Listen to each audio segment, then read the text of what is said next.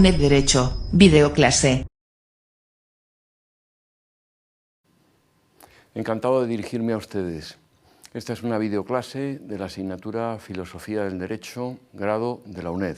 Vamos a intentar explicar en un tiempo razonable, en una materia tan dura y tan espesa a veces como esta, es conveniente sintetizar cómo evoluciona el positivismo jurídico, cuáles son los motivos de su predominio en Occidente, fundamentalmente durante el siglo XIX y la primera mitad del XX, y cuáles son las razones de su crisis. Ante todo, hay que aclarar que el positivismo jurídico lo que impone, sobre todo durante el XIX, es un modelo determinado de ciencia. Un modelo de ciencia que está tomado del que entonces era dominante y que se consideraba prestigioso, el de las ciencias de la naturaleza. Hasta entonces había habido ciertamente formalizaciones del conocimiento jurídico, pero también de tipo ético, pero de otras características. Fundamentalmente, durante los siglos XVI y XVII, el conocimiento jurídico se había sujetado a otros patrones de tipo lógico y geométrico. Sin embargo, el avance de las ciencias de la naturaleza durante el siglo XIX es el que hace que se introduzca otro modelo, que es el que en su momento se denominó el fisicalista. Esto se debe a que la ciencia que triunfaba entonces, además de la química o la biología, era sobre todo la física. La física con un fuerte componente matemático. Claro, es fácil imaginar lo complicado que resulta trasladar un concepto científico y sus resultados a un campo tan diferente como es el de lo que llamamos las ciencias humanas y sociales. Los logros del positivismo deben comprenderse siempre a la luz de esta idea de la ley, a la luz de esta idea que hoy en día nos resulta muy problemática, en la que en general no creemos, de que se puede trasladar el discurso de las ciencias puras y duras al de las ciencias sociales. Esto fundamentalmente supone eliminar cualquier tipo de reflexión que tenga que ver con la ética, con la religión, es decir, con cualquier discurso que se pueda considerar no objetivable. De lo que se trata fundamentalmente es de buscar un lenguaje lo más transparente posible que dé cuenta de las realidades. Y ya se está partiendo de algo que hoy en día también cuestionamos bastante, que es la idea de que el lenguaje que maneja el científico es transparente y se adapta a la realidad de las cosas, y aún más que estas cosas pueden ser comprendidas, por decirlo así, como bloques cerrados, porque están dadas como datos, como hechos. Esta es una de las características precisamente que tiene el positivismo en su aplicación a la ciencia del derecho, pero también en general a las ciencias sociales. Se busca trasladar el concepto de hecho. Claro, esto en sí resulta algo problemático, porque ¿cómo encontramos hechos en el ámbito de lo jurídico? El ámbito jurídico está compuesto por normas, por sentencias, decisiones, procesos más o menos retóricos. ¿Cómo se reduce esto a los hechos?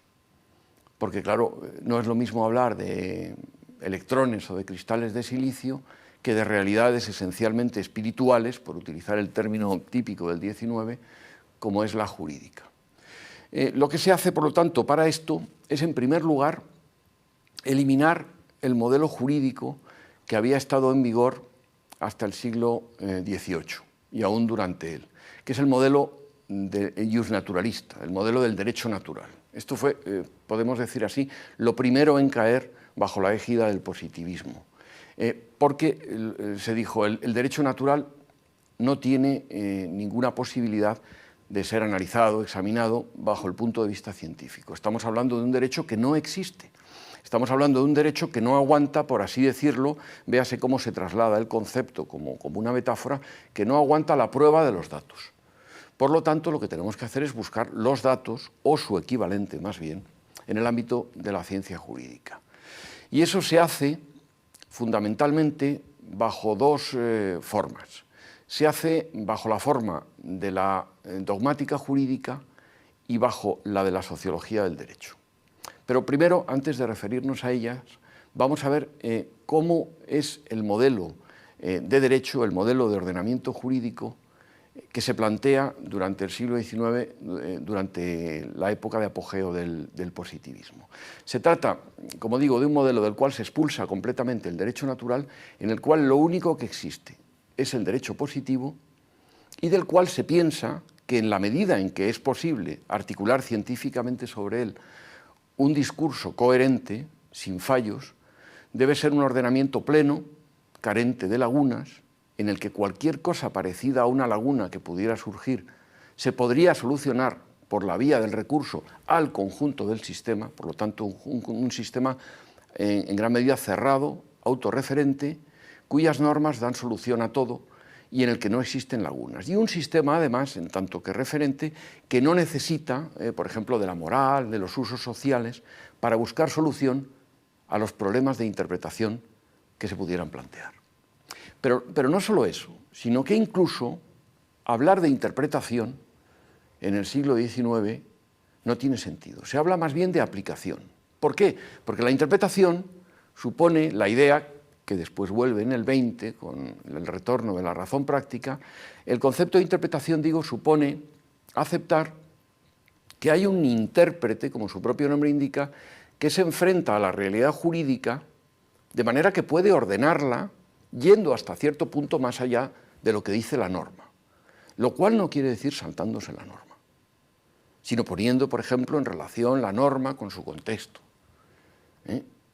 con sus antecedentes, con, como dicen los criterios hermenéuticos del Código Civil, con la realidad social del tiempo en que han de ser aplicadas. Sin embargo, esto que es propiamente interpretación, en general durante el siglo XIX, durante una de las épocas duras del positivismo, se borra completamente. Y se piensa en el caso extremo, el de la llamada escuela de la exégesis francesa, que el intérprete, como digo, no existe, que como tal es solamente un aplicador y que como el ordenamiento jurídico es algo que está completamente claro, que está dado como si fuera un hecho, cáptese aquí el sentido de la metáfora porque realmente no es un hecho, lo único que hay que hacer es aplicarlo a ese trozo, a ese bloque de la realidad y hacerlo además lógico-deductivamente.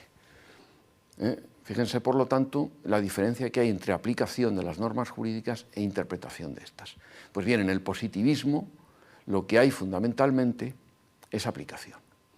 Es, por lo tanto, una idea del ordenamiento jurídico muy acorde con la necesidad de buscar un discurso objetivo que no tiene nada que ver con la inmiscusión de criterios valorativos, eventualmente incluso de tipo religioso, del tipo que sea. Es decir, el derecho se convierte en gran medida en un orden autónomo y además en un orden autónomo centrado en torno a la figura de la ley, como descripción y como normación a la vez, que viene del órgano legislativo basado en la voluntad popular expresada a través del Parlamento. Nada de derecho consuetudinario, ni de ampliar la teoría de las fuentes, no, la fuente propia del derecho es la ley. El derecho se reduce a la ley. Esto es lo que llamamos además el Estado legislativo de derecho. Luego veremos en qué medida se transforma esto con la aparición de los estados posteriores, de los modelos de Estado posteriores a la Segunda Guerra Mundial. Para abreviar, dentro de esta concepción del derecho, que como vemos es trasunto de la concepción positivista general filosófica, tenemos dos posibilidades de articularla. La de la dogmática jurídica, que es un producto típico del siglo XIX y además muy alemán, que tiene que ver con el trabajo teórico que hacen los juristas iusprivatistas alemanes, los llamados pandectistas, sobre el derecho romano aún en vigor en Alemania y cómo van buscándole, por así decirlo, las coyunturas y cómo van buscando sus estructuras teóricas, a veces de manera francamente exagerada. Esto que llamamos la dogmática jurídica nace entonces y nace precisamente a partir de una operación puramente teórica que lo que pretende es clasificar en grandes categorías, estructurar, por lo tanto, el viejo derecho romano. La dogmática jurídica sigue existiendo hoy en día, como todos sabemos, y su característica, además, como producto más acusado de la época del positivismo jurídico, de la reflexión positivista sobre la ciencia del derecho, su característica es que se pretende, muy de acuerdo con los ideales positivistas, se pretende refractaria a todo tipo de valoración. La dogmática lo que tiene que hacer es describir, como se dijo alguna vez, describir formalmente en sus coyunturas el material jurídico. Esto es lo que podríamos llamar una ciencia del derecho. Luego podríamos hablar de la sociología jurídica, lo veremos más adelante, como una ciencia sobre el derecho.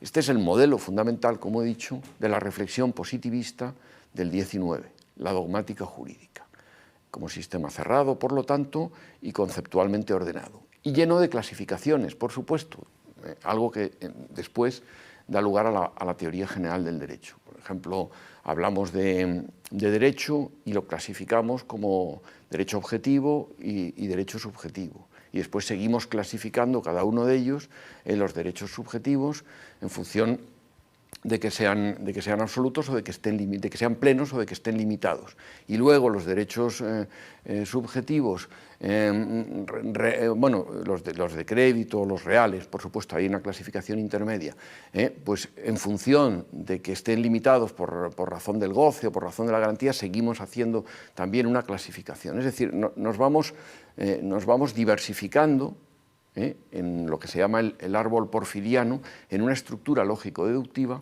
en la cual vamos encontrando todos los conceptos que traban el concepto último de derecho y que permiten articular el sistema jurídico como algo relativamente autónomo y en cierta medida apartado de la realidad social, lo cual es muy típico también del modelo de la dogmática jurídica.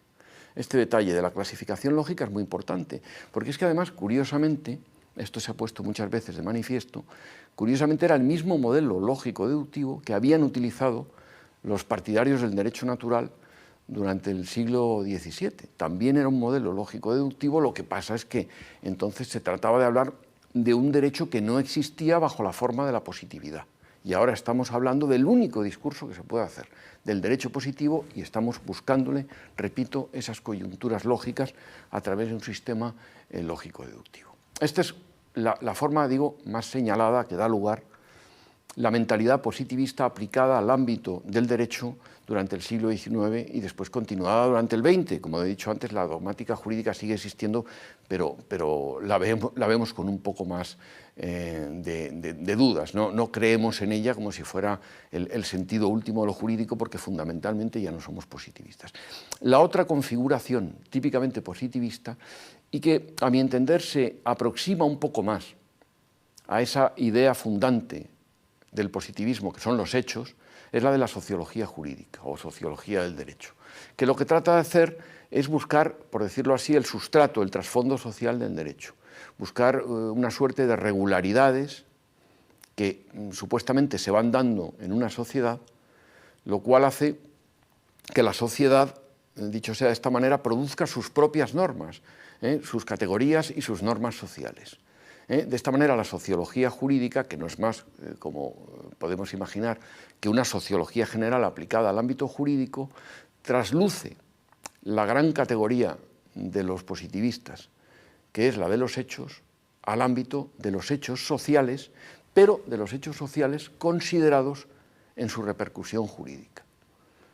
Considerando, por lo tanto, que una dogmática jurídica que merezca tal nombre tiene que tenerse en cuenta al lado de una sociología del derecho, siquiera como herramienta auxiliar, lo cual propugnaron muchos de los teóricos positivistas durante el siglo XIX. Claro, el problema de estas configuraciones positivistas es que al final llegan a dominar a veces todo el discurso. Por ejemplo, a la vez que hay una sociología del derecho como ciencia que estudia de esta manera positivista, con estos orígenes positivistas, los hechos jurídicos, también hay un llamado sociologismo jurídico, que ya es una reducción total de cualesquiera categorías jurídicas a las categorías sociológicas. Como vemos, aquí hay un punto más. El sociologismo jurídico en este sentido sería, por así decirlo, la ideología que piensa que lo jurídico, en cuanto científico, solo es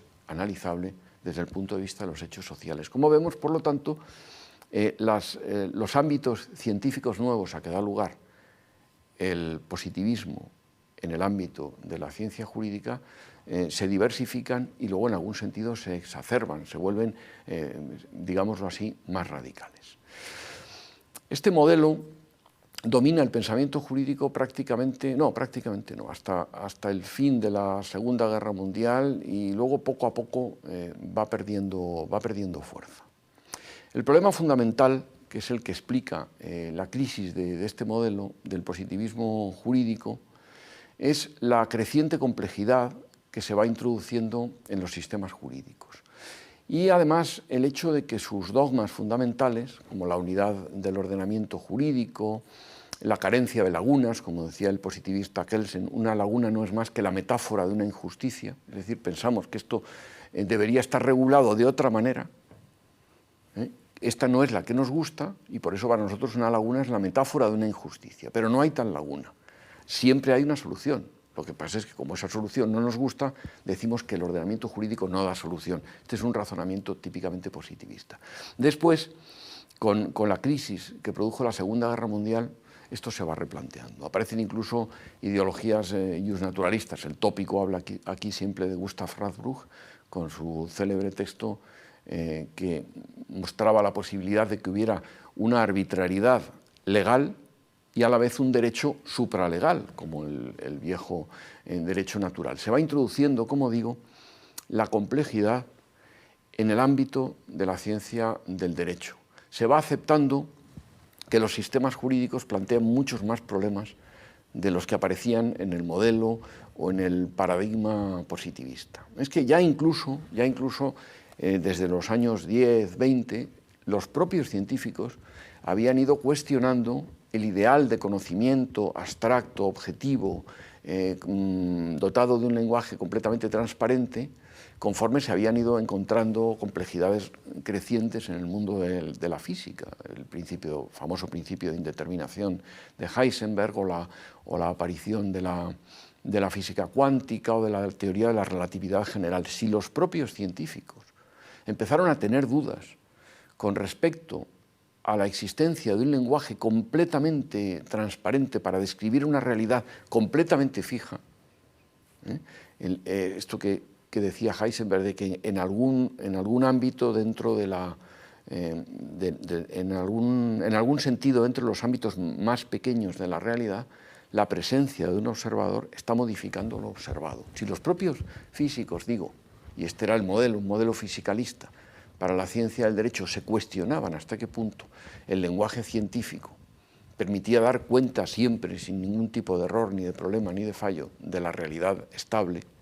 Si se cuestionaban incluso hasta qué punto esta realidad estable, ¿cómo no se iba a trasladar esto al ámbito de la ciencia jurídica y de la reflexión sobre el derecho?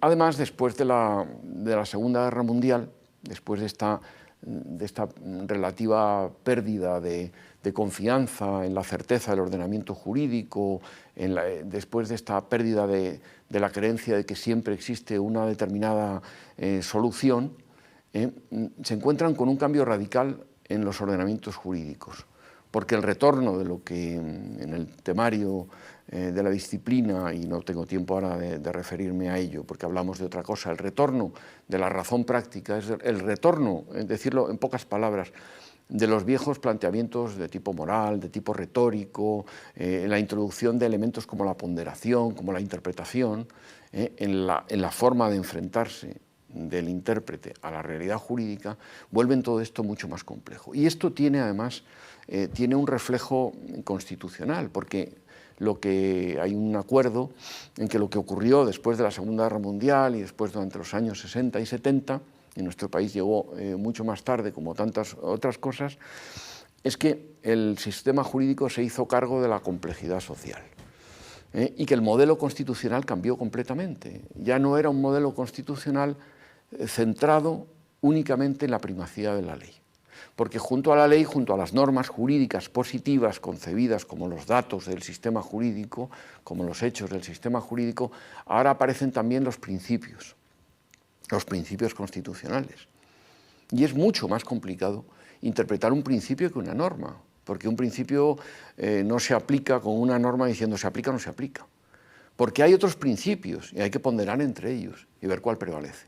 Y lo mismo ocurre con los valores constitucionales. Y lo mismo ocurre con los derechos fundamentales. Todas estas realidades aparecen en las nuevas constituciones y nos muestran la evidencia de que un sistema que estaba basado exclusivamente en las normas positivas del Estado era un sistema mucho más simple que un sistema en el cual no había que tener únicamente en cuenta las normas, sino también los principios, los valores, los bienes jurídicos, las ponderaciones entre todos ellos. Es decir, esto vuelve a introducir, y es coherente además con la rehabilitación de la llamada razón práctica, vuelve a introducir la necesidad de replantearnos el enfoque del que está interpretando. Porque es que además otra cosa que ha cambiado filosóficamente en el panorama de los años 50 es la concepción del lenguaje. Como he anticipado antes, ya no es un lenguaje transparente que da cuenta de una realidad completamente ordenada, que lo único que hay que hacer es ir y decir, bueno, aquí está, ya la tengo. Voy a dar cuenta de ella objetivamente con un lenguaje que no esté interferido por ningún tipo de valoraciones. No, es que precisamente en el siglo XX se produce lo que se llama el linguistic turn, el giro lingüístico. Y lo que se hace es entender el lenguaje ya no como ese medio técnico pasivo para que un sujeto, por decirlo así, se haga cargo del objeto estable, sino entender el lenguaje como algo que envuelve el propio medio social. Esto es muy característico de la hermenéutica, del pensamiento hermenéutico. El lenguaje, por decirlo así, algo que nos envuelve completamente y que nos configura. Entonces ya el lenguaje no es el medio transparente para relacionarnos con las cosas dadas objetivamente. El lenguaje es en gran medida el medio a través del cual nosotros podemos articular y, en el caso extremo, aunque muchos no estemos de acuerdo, crear lo real. El lenguaje envuelve lo social, el lenguaje define lo social. La realidad se da lingüísticamente, se da a través del lenguaje y se configura en gran medida a través de él. Esto tiene mucho que ver con el cambio y el cambio enorme de la tarea del intérprete, que evidentemente ahora sí que es intérprete y ya no es puro aplicador. En los últimos decenios además han crecido las teorías sobre lo que se llama el activismo judicial, en la medida en que se dice que la crisis de la ley, que es en gran medida la crisis del modelo positivista, el hecho de que haya perdido su preeminencia, que tenga que coexistir con principios, con normas que son vinculantes constitucionalmente, en gran medida ha dinamitado el viejo sistema. Entonces muchos dicen que esta tarea de ponderación resulta muy peligrosa porque puede dar cobijo a la excesiva libertad del intérprete. Otros pensamos que no, que se trata simplemente de buscar un equilibrio. Un equilibrio entre el intérprete que pretende que su tarea sea puramente mecánica, o como se planteó también a principios del siglo XX, también con modelos positivistas, que su tarea sea más o menos creativa, pero que dependa de él. No, muchos pensamos que no, que aquí de lo que se trata es de encontrar una ponderación entre criterios que todos ellos nos los da el sistema jurídico, pero que desde luego lo rebasan en gran medida y tienen relación con la realidad social, y lo que hay que hacer es buscar un equilibrio entre ellos. Claro, esto asusta a muchos. Una cosa típica que se suele plantear, y con esto voy acabando, por parte de los alumnos, es que ellos prefieren una concepción positivista del derecho. Y lo argumentan los que lo defienden de la siguiente manera. Te dicen, es que si el derecho estuviera basado en un sistema puramente positivista, entonces todo sería mucho más fácil de interpretar, porque no habría ningún margen de arbitrariedad, ni de error, ni de ponderación. Claro, ahí lo que se está haciendo es confundir un deseo con la realidad, porque incluso en el más formalizado y en el más positivista de los sistemas, en el que crea vincular más la tarea del intérprete, convirtiéndolo en aplicador, como el que obedecía a este modelo decimonónico, nos encontramos continuamente con la necesidad de interpretar, porque vivimos en un mundo lingüístico, nos relacionamos con las cosas que no son en absoluto estables a través de las palabras, nuestra relación con ellas está interferida por una serie de valores sociales que están a su vez configurados lingüísticamente, vivimos, nadamos, existimos en el lenguaje, y esto es algo demasiado complejo como para reducirlo a la supuesta evidencia de que si todo está completamente regulado y nuestra ideología es la positivista, entonces encontramos solución para eso. Yo quería terminar poniendo un ejemplo especialmente complejo y especialmente difícil, que creo que es interesante que los estudiantes lo consulten en la red, porque está disponible.